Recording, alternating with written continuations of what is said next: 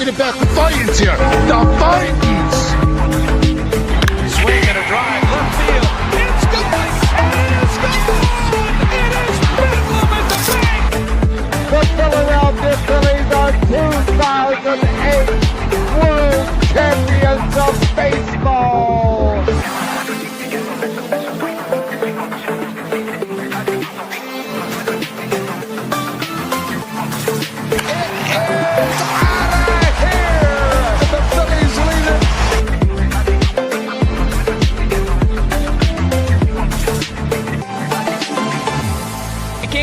Podcast right here. You already know. Go fucking subscribe. You are now listening to the 302 Birds Phillies postgame show with KJ McCoy, Ballpark Tommy, Dalton and Fratty. Proudly powered by TickPick. Check out the link in the bio for $10 off your first order today. Let's take it to the show. Philadelphia Phillies get the job done. It wasn't the most exciting offensive performance, but it was an exciting performance. Dalton Holland, Fratty, the Phillies super fan here, ready to break down the Phillies postgame for you guys. And Fratty, I got something I want to show just before. I literally saw this on Twitter as the show was loading up. You see this graphic right here, guys. This is what it's like being a Philadelphia Phillies fan. I laughed my ass off at this, but notice the ending. We won. We won. That's what it's always about. This team is back in first place. They had to slip up, but they figured out a way to make it all happen. And that's what I mean, man. They always find a way to put it all together. And that's why I think I am not hitting the panic button yet. But James, the Phillies are back in first place for the 10th lead change this year in the NL. How are you feeling about it, brother? I'm feeling, I guess, mixed emotions. It's like, do we even want to win the division? Do we not want to win the division? Do we want to win the division? Do we not? But if I had to say how I felt, I don't know. Because we're giving us a fight this year, more of a fight this year. We're not ahead like last year. We're only ahead by like a half game, but I'd rather it be this close than us pulling away and choking again in Red October. So I'm not feeling too bad, but at the same time, I don't know. Yeah, I get it. You don't want to invest yourself emotionally into a team that the past couple of seasons hasn't been the most forgiving, and that's a very nice way of putting it. I very much get that, Fratty. But hey, I'll say this really quick. The Philadelphia Phillies are back in first place. They go ahead and beat the Mutts, as Ballpark would call them, right, Fratty? He calls them the Mutts. They're back in first for the 10th lead change this season, and it's refreshing. It's good. I mean, we weren't too far out of it that long, but the point being, I mean, this is a good, healthy, upbeat way to go into All-Star break. The thing also for the Phillies to keep in mind is the Mets aren't going to keep bailing them out. They're going to need to start bailing themselves out. Will they be able to do it? I think so. We'll see. But moving along into our first real topic of the show, as we know, Philadelphia Phillies get the 2-1 lead, and a huge part, a big contributor today was Cristopher Sánchez attacking the zone, a lot of confidence on the mound, really controlling the ball, finding the strike zone. What did you think about Sanchez's impressive outing today, Fratty? I thought he pitched pretty good tonight. I mean, this team, I'll tell you one thing. This team is going to heavily rely on Sánchez come the postseason. I didn't like what Rob did. He took him out after 85, 86 pitches. You cannot be doing this. With the way that this bullpen makes us nervous, you can't be not be doing the same strategy come Red October if we make it. He's got great velocity on his pitches.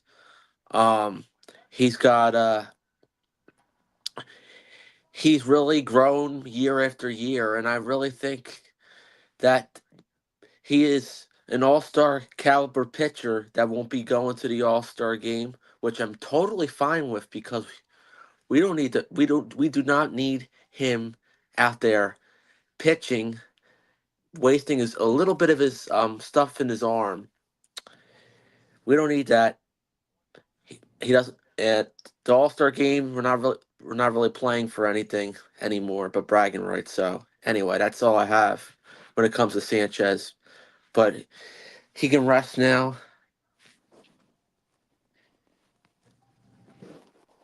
Hold up. Sorry, I didn't even realize. I see. That's the nice thing about StreamYard is it'll tell you. But that's the nice thing, too, about Sanchez is you can relax with him. Something I also relaxed with was my Frost Buddy today. Let me show you guys why you should go cop a Frost Buddy in the 302 Bird store. Yeah, bro. Well, just remember, Dallas sucks. Hey, can you pass me another beer? Yeah, I got you. No, I can't do a Surfside. It's got to be a beer. This cooler's a one size only. Sorry. Look at this. The Frost Buddy, man. You gotta try this. Really? How's that work? Universal can cooler. It's a universal, you said? So basically, you can do any size can. Tall or skinny, I'm talking Surfsides, High Noons, Beers, Miller Lights. You can even do Snapples and Gatorade bottles. Oh, dude. You gotta check this thing out. And of course, you could rock out with the best team in the MLB. Ring the bell, the Phils. Yeah, that thing looks fire. Go get one for yourself. Best team in the MLB. Make the Mets look like a bunch of babies. Cheers to Frost Buddy. I love this freaking thing.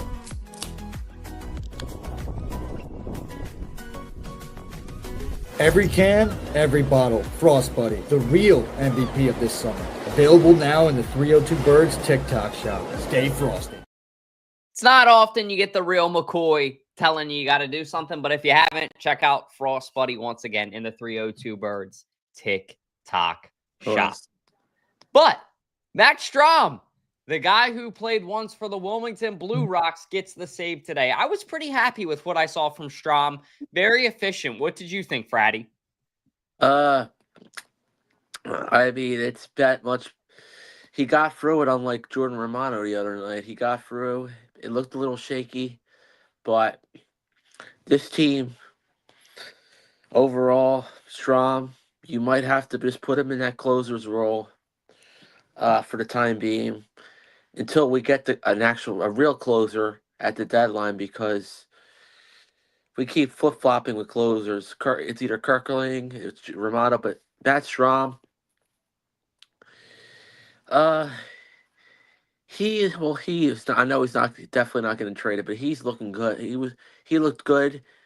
Looked, like I said, he looked average to good tonight, but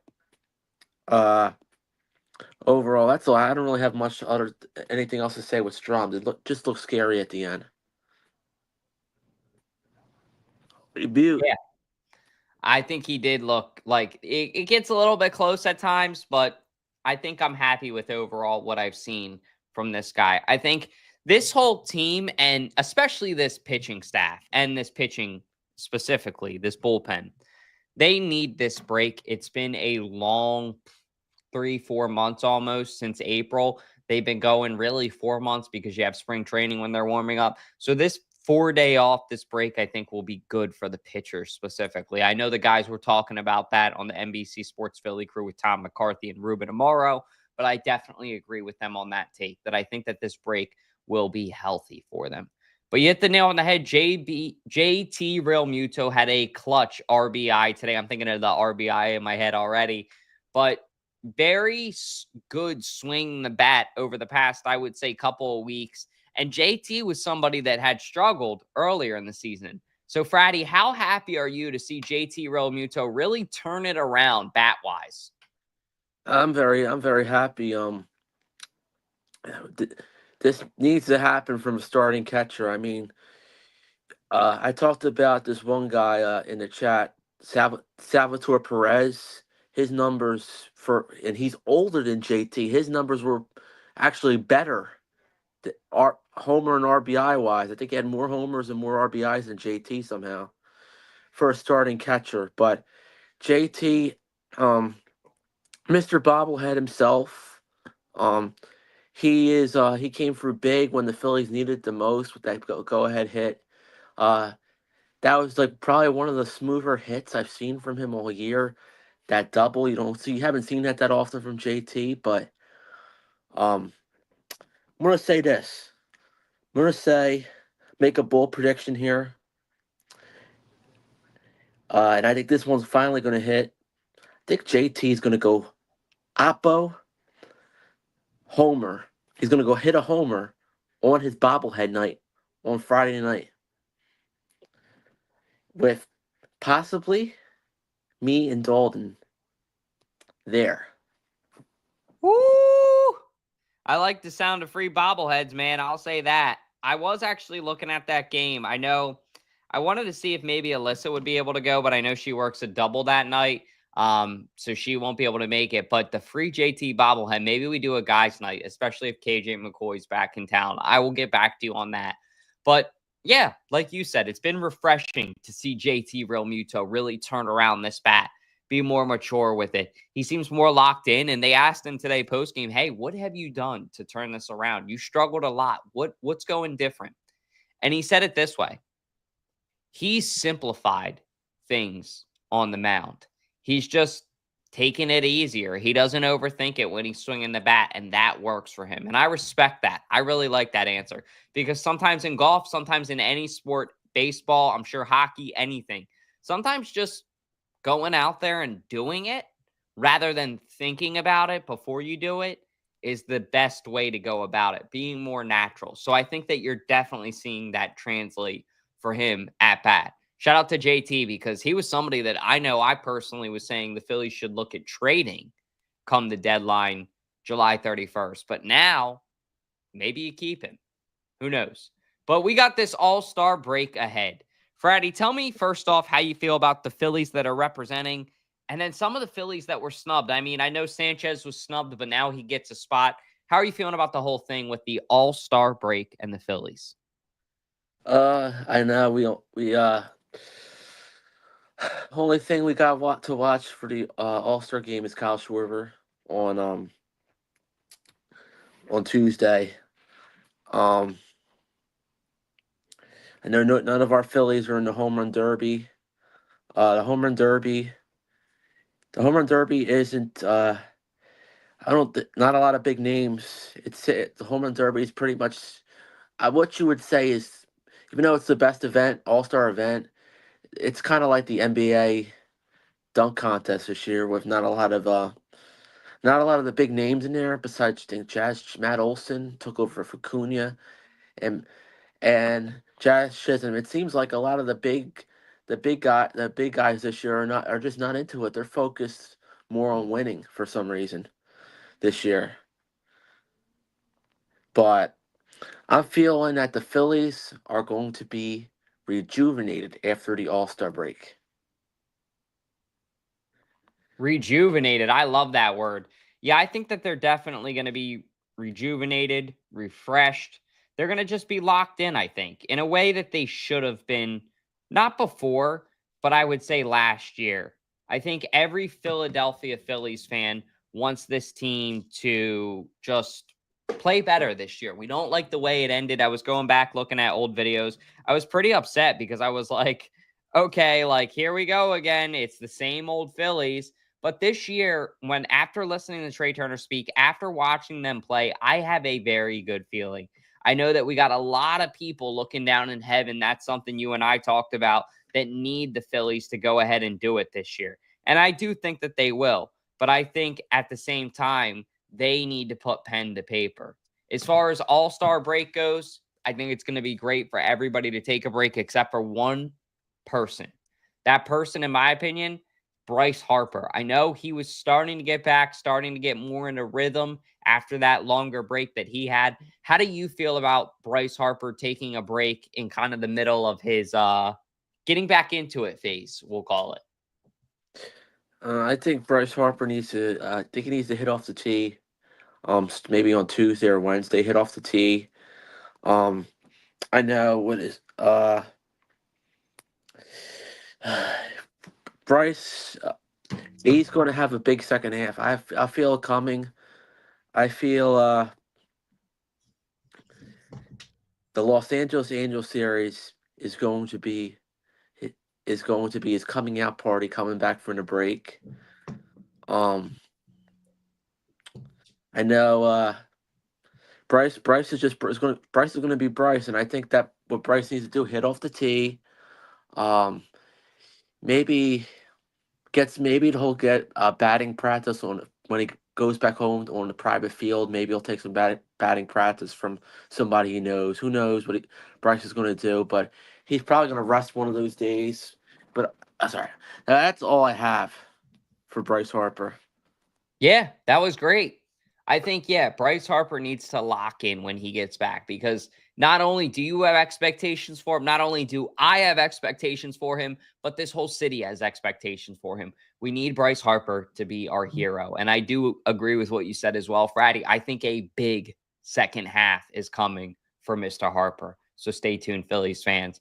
But Fratty, that's actually a great expectation, or not expectation. Sorry, I'm already on to the next topic, but a great bridge into our next topic, which is, what are your expectations for the Philadelphia Phillies come second half of the year? So here's my thing. My opening statement to this. My expectation is go out the gate.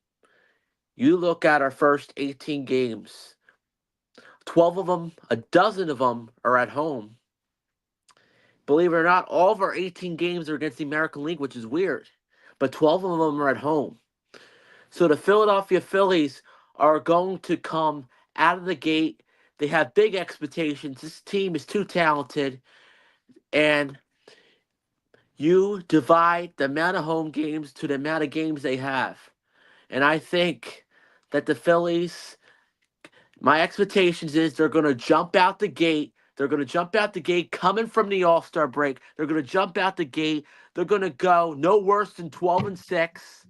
And they're going to finish. I originally said they were going to win 87 games before the season started, but obviously I think they're going to finish with about maybe 91 wins, 92 wins. They're going to finish with the same amount of wins they had in 2008. That's the magic number for them to win the World Series in the regular season. Yeah. Get ready. I mean, it's going to be a fun second half of the year. I think that they all know that shit gets real. Like, I'm just going to call it like it is, right? They all understand. They're veterans, right? You got Trey Turner, Bryce Harper, Kyle Schwarber. They all understand that come after this break, shit gets real. It really starts to matter. They really got to lock in as not individually, as a team. Will they? I do think so. I think that they'll be good. I think that the Phillies are in very good hands and they will lock in. But my second half expectations for them, I want them to play as a team. I want them to learn how to be a hero individually when everyone else isn't. And I'm not talking to just Bryce Harper or Kyle Schwarber, right? I want some of these younger guys to be able to fend for themselves. So that way, inevitably, when the bats go quiet, this team is prepared, because the bats are going to go quiet in games. It happens. It's baseball. It's a very difficult sport. Even if it's for a couple of innings, the bats are going to go quiet. So who can be the guy to step up to end the drought? Because when it's dry, it is so damn dry in Philadelphia. Like, that's the problem with these bats, is they don't find a way to put it all together. And that's what I want to see them figure it out as a team, is ways to put it all together. Somebody who's figured out a way to put it all together is this segment we're about to bring up, which is for the last part of the first half of the season. Let's get into the last Fratty's Corner of the first half of the season. Hard to believe it's flying by. Yo, Fratty, give him the business. Only in South Philly. Only at Fratty's Corner. It's Fratty's Corner. Hello. I want to say to the guys before, just to open up before I get into the draft for a quick maybe 30 seconds.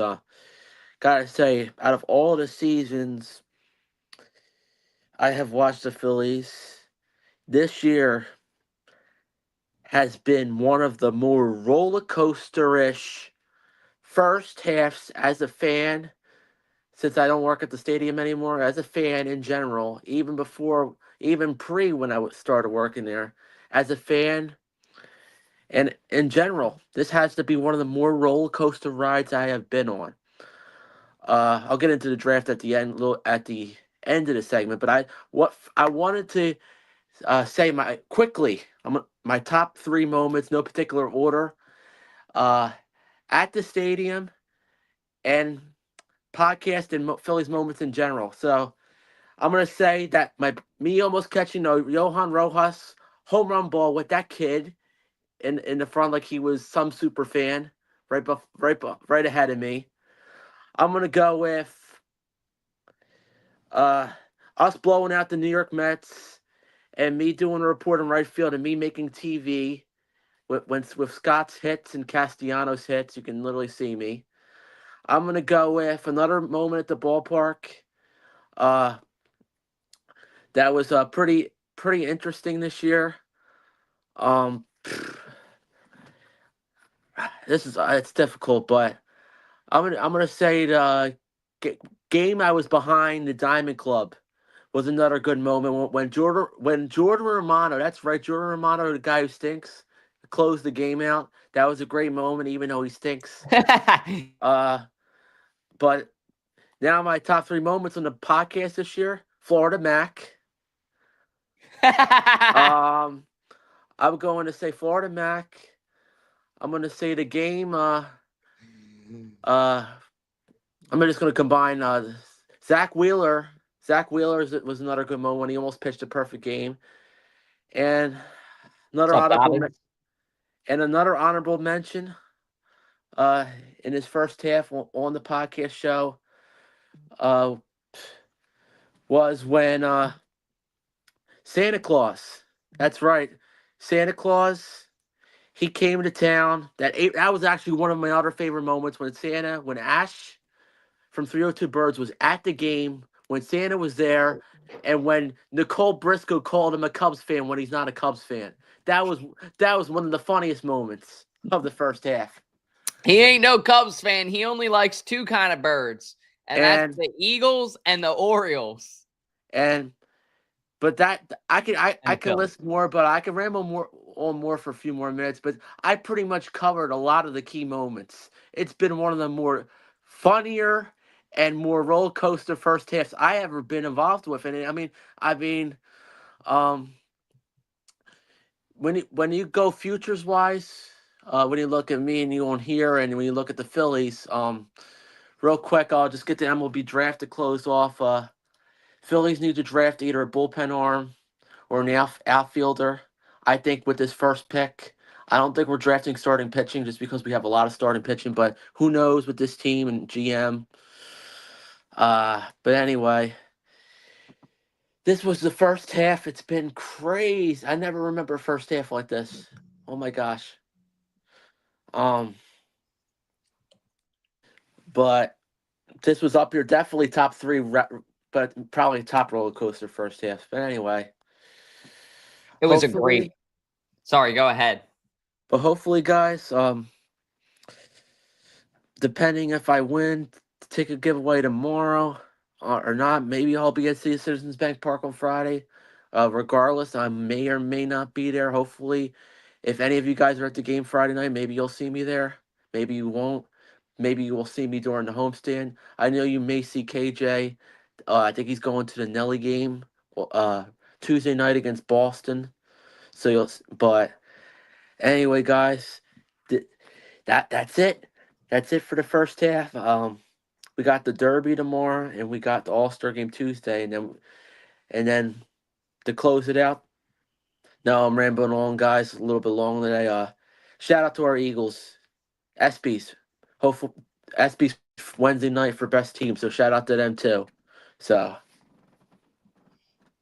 Yeah, it's going to be a fun All-Star. We'll get to watch it, see how all these guys perform.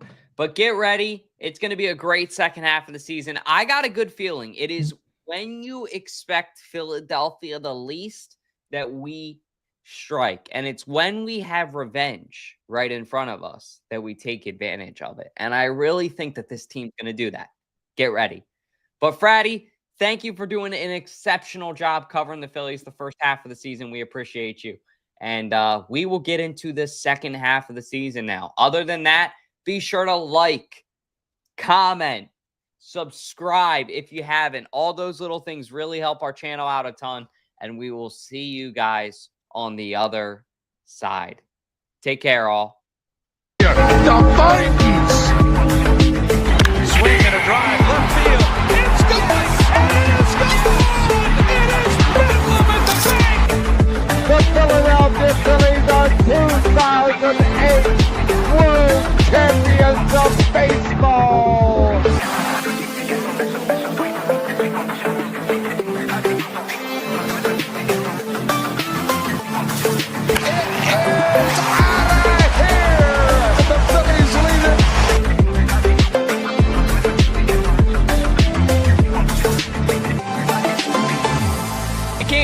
Podcast right here. You already know. Go fucking subscribe.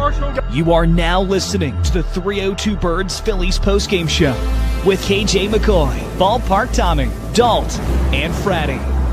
Proudly powered by TickPick.